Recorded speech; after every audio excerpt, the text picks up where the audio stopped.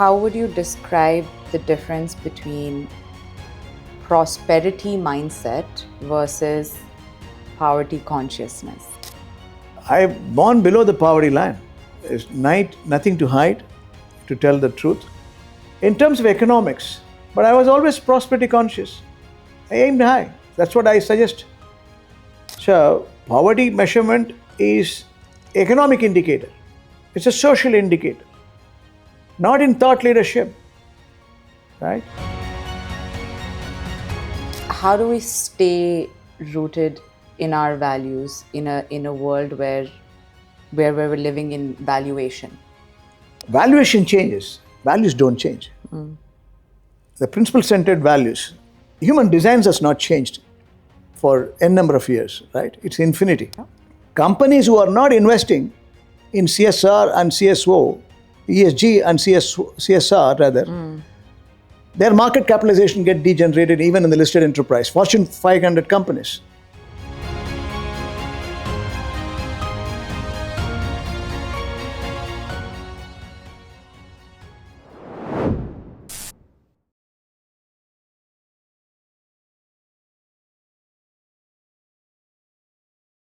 So everything that you said, it's great, but I also think it's a very clear reflection of high self-esteem.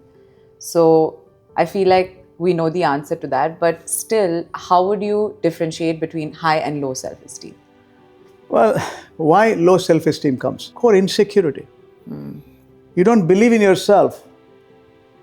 You don't recognize integration of your heart and mind is eternal. That's why low self-esteem. If you're true to yourself, the reflection is not vanity, but humility.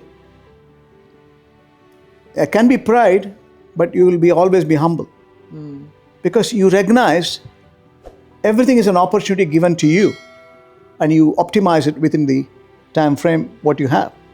So high self-esteem is a way of life. And you will always have attitude of gratitude if you have high self-esteem.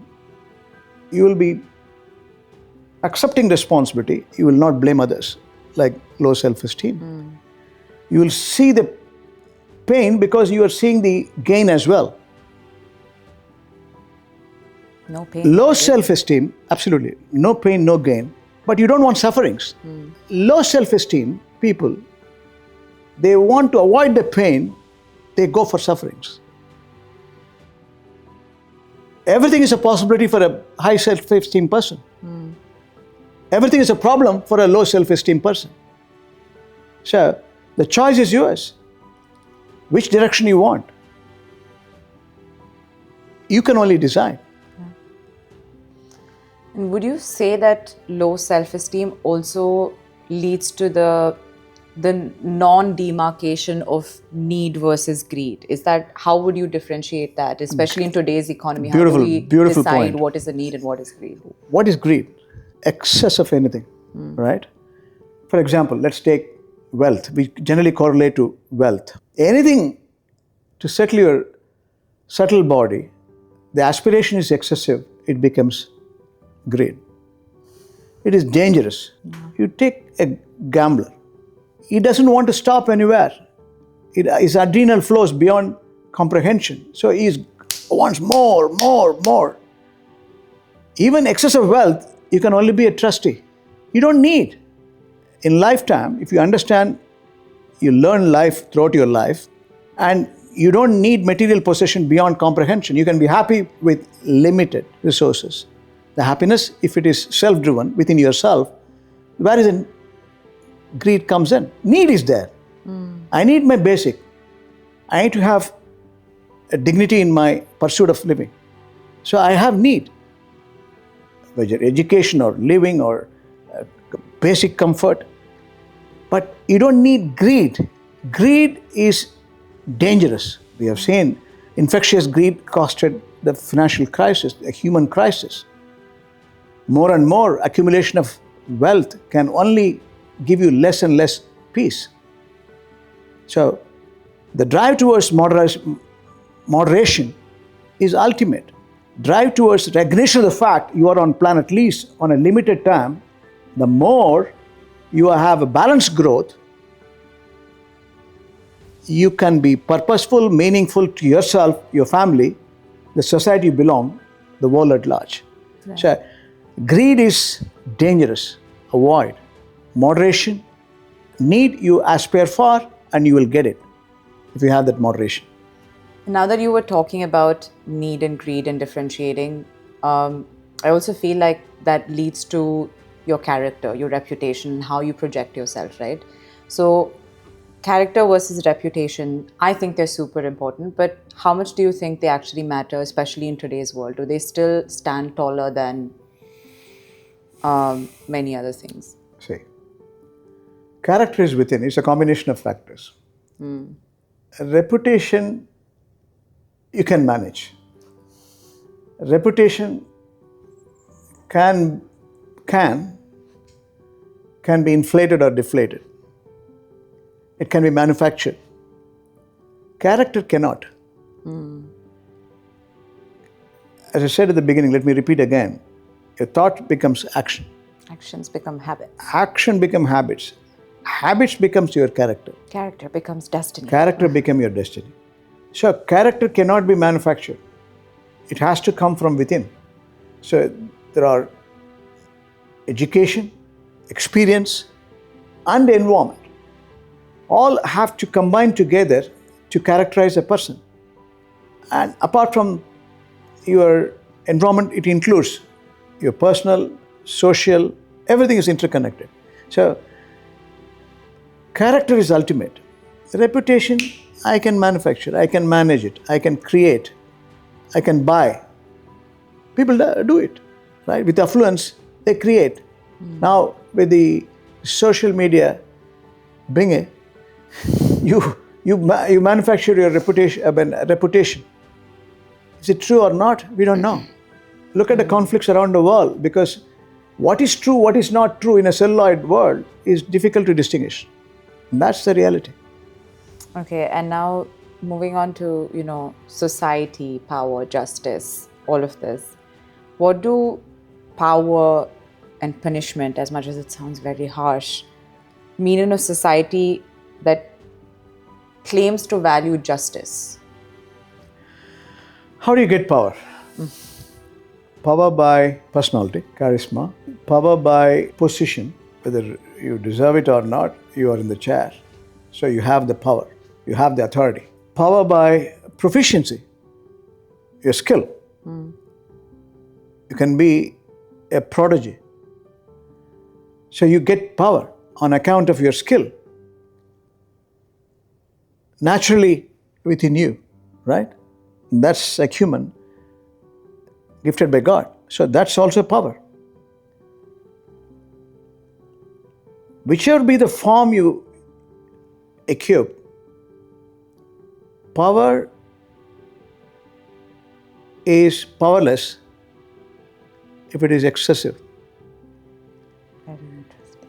Because it's endangering the solvency of yourself and the interacting personalities. So power for me is unassuming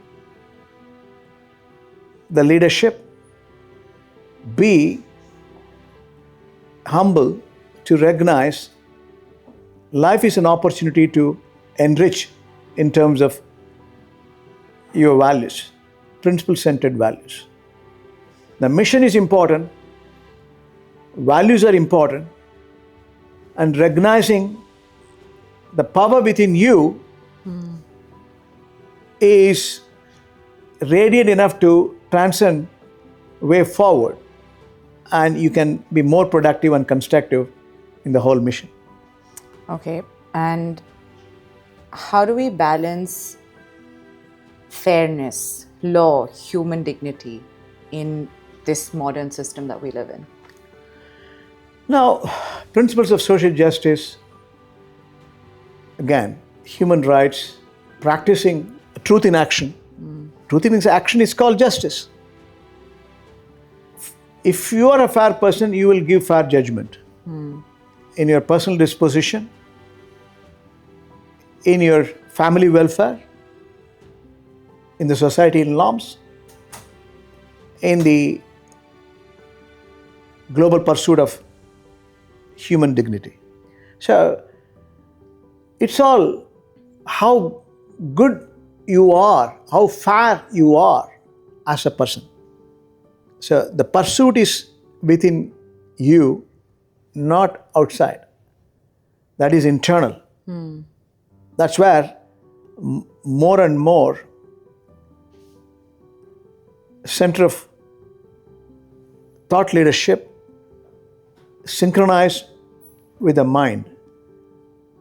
And mind is not overtaking your heart. So it is a synchronized judgment, treatment, and also way of living. Okay, and not just in theory, but in reality and actions. What does true equality and social reforms mean? Well, true equality is irrespective of your power, irrespective of your authority, recognize the human dignity. Now, authority is only in terms of formal engagements. If you recognize all living souls are equal, your human endeavors will be more driven by love and affection. If you recognize that self-reliance and self-love for a selfless reason, you transcend love to others. I had Farash Pion's office supports. I had my driver. I treated them as equal. My consciousness said, they are one with me. They are my family. I practiced it. Even for my daughter's wedding. Other daughter's wedding. Yeah, the first daughter's wedding. The second daughter is due. She has to say whenever she is ready.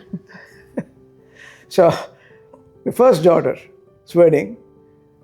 So we called them. We decorated them. We brought them to our family combination. We treated them as equal. All are equal is the summary. Then it is purposeful, isn't it? Yeah. And I think now that you're speaking about relationships and how we maintain relationships, so diving into, like I said, relationships, growth, and sustainability. In today's world, we all know we live in a world where followers, likes, all of this exists to such a large extent, and it's such an important part of including my life because I'm also a content creator, right? So how would you describe true friendship when we're living in this kind of world? Well, if it is friendship, what is friendship? Friendship by convenience. Friendship by opposing someone else also is opposing. The cross connection becomes your friendship. Friendship of childhood. How long you know a person, how much you know a person is friendship. So friendship comes in different forms. Like power comes in different forms, friendship also comes in different forms. Friendship for entertainment, friendship for spiritual convergence. So friendship is the recognition that we are like-minded in substance. So the purpose of the friendship is to stand shoulder to shoulder in times of need. And that's what matters, isn't it? A fair weather friend can never be a friend. He's an opportunist, right? Yeah.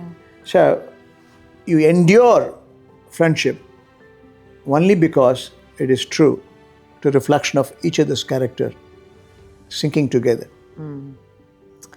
And how would you describe the difference between prosperity mindset versus poverty consciousness? I think we've spoken about a little bit about this in our previous podcast, but... Well, I believe in it. Everyone should be prosperity conscious. Why should I be poverty conscious? Let me also, again narrate my personal chip. I'm born below the poverty line. It's nothing to hide, to tell the truth. In terms of economics, but I was always prosperity conscious. I aimed high. That's what I suggest. Poverty or in economic terms, not in intellectual terms. So poverty measurement is economic indicator. It's a social indicator, not in thought leadership, right? If you have prosperity conscious in your thought leadership, you can only be productive. And for example, having gone through challenging times, my immediate thought as a prosperity conscious person is to give it back to society when I start making a living out of it. That's why my two foundations are integral. A commitment to green mission or sustainability is an integral part of it. It's giving back. So, prosperity conscious person will not be in a hurry to have short-term greed. He will not, whereas poverty conscious, he will live beyond his means. He is debt driven because he knows he's insecure. He will not get this opportunity, so he will be greedy to store, accumulate. Anything which you take, you have to give it back. A portion of it is an attitude of a prosperity conscious person. That's the bottom line. So, poverty conscious person will always be endangering his solvency and creating a debt trap and living beyond his means in pursuit of insecurity. Prosperity conscious person is the other way around. He will be generous, attitude of gratitude, giving back to society, and he is always happy and peaceful because he believes others' happiness is integral part of his happiness. Okay. And what does balanced growth look like to you, personal and economic? It is a combination of your persona, isn't it? Say, I don't want this beautiful journey in this living planet when I know it is on lease for a limited space, limited time. Why should I not have a balanced growth? Why should I have a lopsided growth? Miss the other side of it. I need to have good family. I need to have good set of friends. I need good set of profession. I need to be conscious of the society. I need to make sure all the living souls are equal. I need to make sure gender equality comes in. I need to make sure I reduce the income inequality. I have to make sure there is enough living souls in this planet. I need to protect them. I need to make sure I am on lease. I am a co-owner of this earth. I am the co-owner of the sun. I am the co-owner of the soil. I am a co-owner of the wind. I am the co-owner of the sky. So all of us are into this. So my commitment is to recognize this opportunity to be more prosperous through a shared vision and shared leadership. Then my life becomes, when I eventually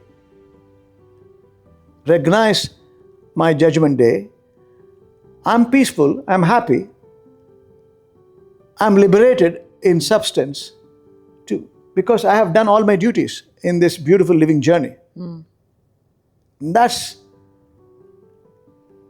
a honor, living with honor, not living with greed.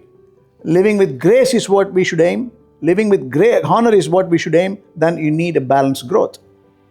You need to have every stage moderation, giving back, having the basic enrichment, making sure your family is well off, your society is well off, people around you are also more happy than you if you aim at it. So, in terms of, not just in terms of self-care, what does it mean to invest in yourself beyond self-care?